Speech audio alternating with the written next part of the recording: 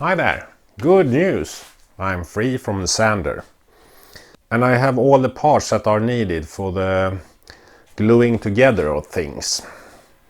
So let's start with that. The bulkheads needs to be positioned correctly, vertically and horizontally. After aligning, I mark where to place it. As I have glassed the hull since I removed the bulkhead, I have some shape changes that need to be handled with the clamp. Now it's easy to fit the next bulkhead.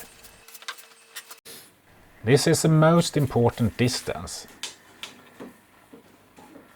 It needs to be 170 mm to fit with the crossbeam. I reuse old screw holes to temporarily fit the bulkhead and check the distance again. Check that the bulkhead is still vertical. Something has moved on this side, so I adjust. Screw. Check.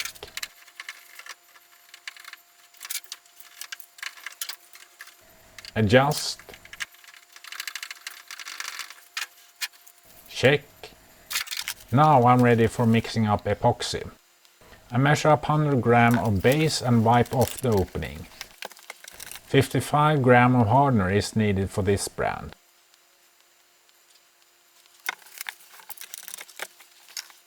Tumble mixing.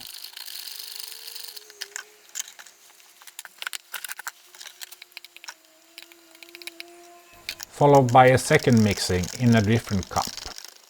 I add cotton fibers for increased viscosity and strength. Until I get a viscous glue. Now I will need to remove all temporary fitting to be able to smear epoxy glue on the outside of the bulkheads.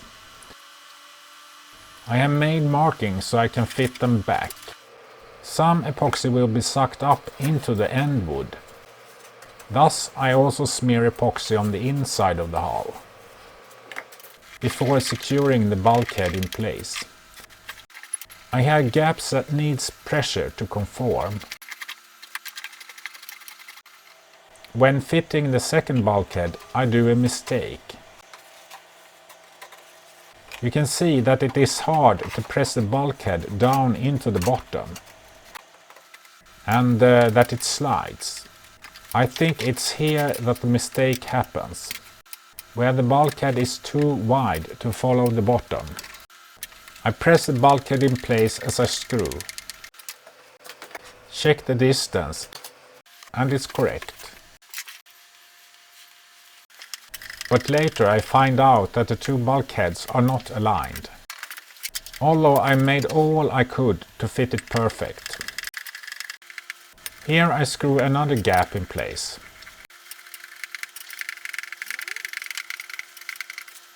The aft crossbeam will carry less weight, thus I have a lighter solution for the two aft bulkheads.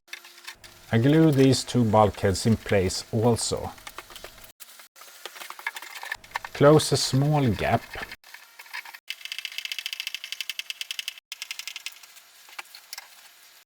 I finish with smearing the excess epoxy along the bulkheads. I plan to strengthen the front to hold the front stay. 2 pieces of 10 mm plywood should be enough. I also need to close the gap between the two sides. Here I will also use 10 mm plywood. And I add thin pieces of wood to fill the gap and clamp it for curing. The day after I noticed that this bulkhead is more to the left, and when I unscrew the bulkhead, there is a big gap between the bulkhead and the hull. I will need to add a big stick to make it level. Maybe this will do.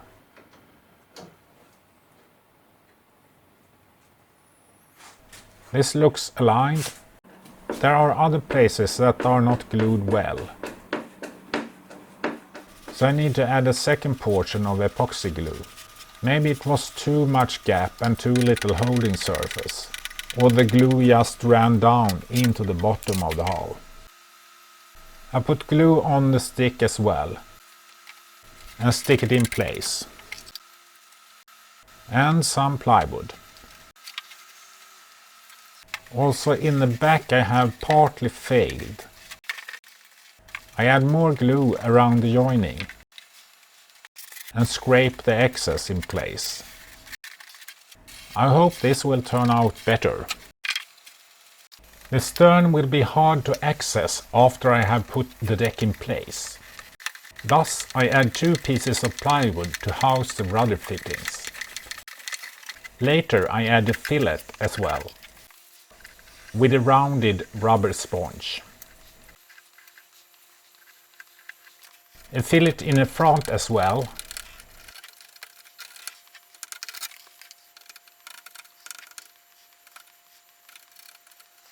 The day after I can measure out what to remove. I saw it off and trim the edge.